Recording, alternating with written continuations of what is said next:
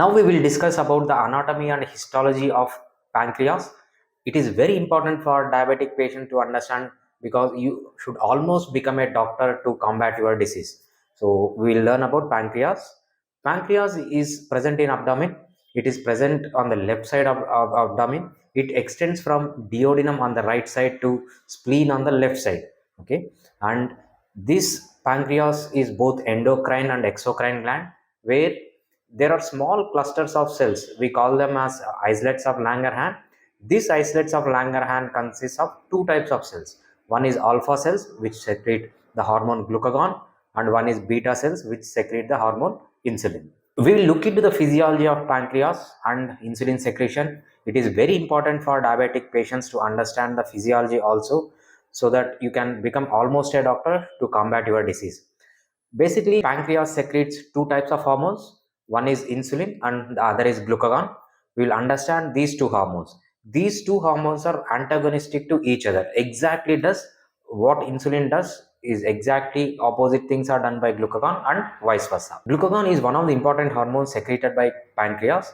Glucagon is secreted by alpha cells of the pancreas. What it does is, when you are fasting, when the food is not available to you, it will increase the blood glucose levels in the body.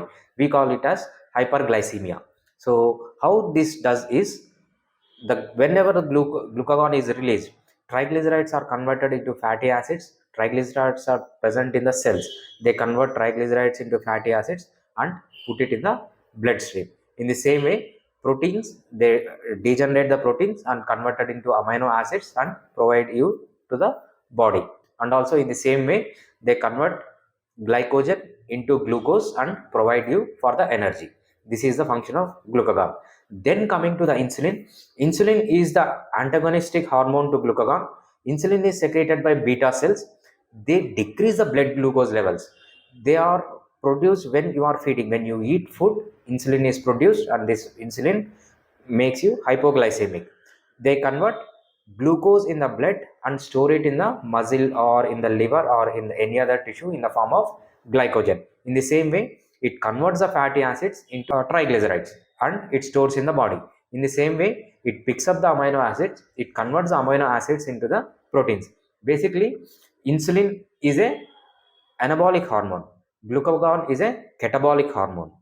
So this is the function of insulin and glucagon a diabetic patient has to understand.